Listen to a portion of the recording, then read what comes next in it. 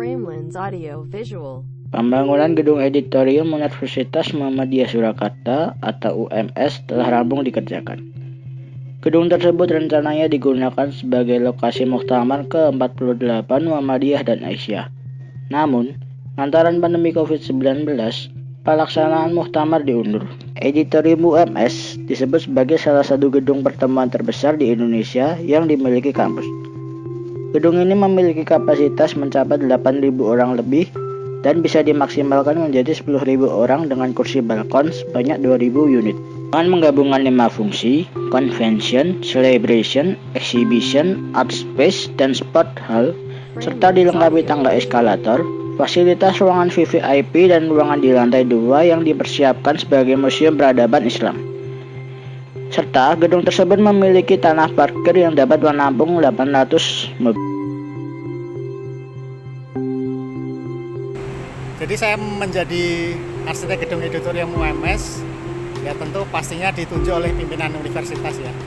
Jadi barangkali beliau itu mungkin melihat juga dari mungkin rekam jejak ya. Saya beberapa kali sudah merancang gedung di lingkungan UMS, khususnya gedung Fakultas Kedokteran saya dengan tim, kemudian gedung Siti Walidah, gedung rektoratnya UMS itu juga saya dan tim yang mendesain. Jadi mungkin barangkali berangkat dari situ pimpinan universitas memutuskan. Waktu peresmian gedung Siti Walidah itu juga pimpinan pusat Muhammadiyah waktu itu juga menyampaikan, wah ke depan nanti ini ya mendesain gedung untuk muktamar gitu. Sempat secara bergurau begitu beliau menyampaikan seperti itu. Gitu. Untuk yang kedua, berapa lama sih proses perancangan desain gedung tersebut dan berapa tim yang terlibat dalam perancangan desain gedung editorium ini? Oke, jadi gedung ini kita sebagai tuan rumah muktamar waktu itu ya, karena rencananya muktamar kan tahun 2020 ya, bulan Juni. Itu hanya diberi waktu 2 tahun untuk menyiapkan gedung. Artinya kami hanya diberi waktu hanya sekitar 8 bulan untuk mendesain, dan kontraktor membangun hanya diberi waktu sekitar 11 bulan waktu itu. Jadi kita masih hanya punya sisa sekitar 5 bulan untuk uji coba dan untuk pembenahan mana-mana yang diperlukan. Yaitu ketika muktamar direncanakan di 2020 lalu. Untuk ide desain dari mana? Oke, ide desain gedung ini ya saya melakukan banyak riset lah.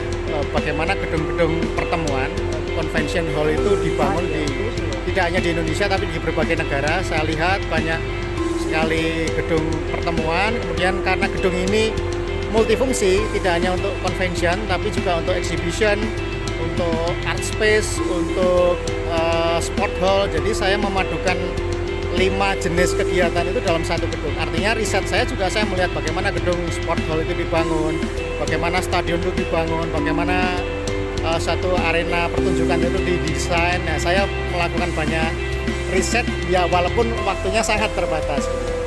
Ada yang bilang gedung ini ya Pak ya terinspirasi dari Allianz Arena ya. Wah, saya melihat banyak sekali gedung di luar negeri gitu ya. Lihat dalam arti mengkaji secara literatur ya. Bahkan ketika saya berkesempatan melihat gedung Allianz Arena itu pun juga setelah gedung ini dibangun gitu. Jadi tidak sebelumnya. Untuk tahapan proses perancangan desain bagaimana dan berapa bulan ketika melakukan riset ya, karena kita ditugasi waktu itu juga seperti yang tadi saya sampaikan, hanya kita punya waktu 2 tahun untuk mendesain dan membangunnya. Artinya riset ya dilakukan dengan sangat singkat ya, dalam waktu kurang lebih sekitar ya 1-2 bulan kita riset. Pada saat kita mendesain kita juga terus melakukan kajian gitu ya, riset dalam waktu yang sangat singkat. Untuk bicara standar pembangunan gedungnya sekarang, standar kenyamanan seperti apa? Oke, jadi kita selama ini kan melihat banyak gedung yang didesain tetapi kurang memperhatikan sisi comfort dari pengguna ya. Jadi gedung ini kita rencanakan memang sangat nyaman.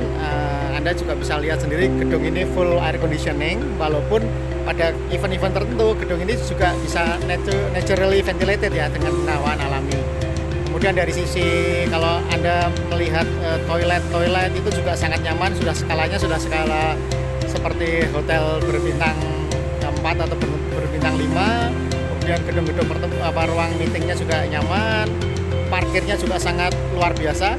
Kawasan Idoturium ini parkirnya bisa sampai di dalam gedung ada sekitar 330 mobil, di luar bisa sekitar 400 lebih ya. Jadi total kita bisa menyediakan parkir hampir 700 atau mungkin lebih ya, hampir 800 mobil bisa parkir. Itu kan menunjukkan bagaimana kita menyediakan suatu tempat pertemuan, tempat untuk pameran yang menyamankan pengguna karena parkirnya kan juga sangat nyaman. Kita bisa lihat ruang terbukanya juga sedang proses dihijaukan kembali, ada danau, ada sistem drainase yang baik, dan fasilitas-fasilitas standar gedung yang berkelas internasional saya rasa sudah kami upayakan untuk seperti itu. Bahkan bisa dilihat di latar belakang kursi-kursinya juga sudah kursi-kursi standar untuk seperti teater lah ya, untuk seperti bioskop. Saya rasa gambarannya itu. Terima kasih.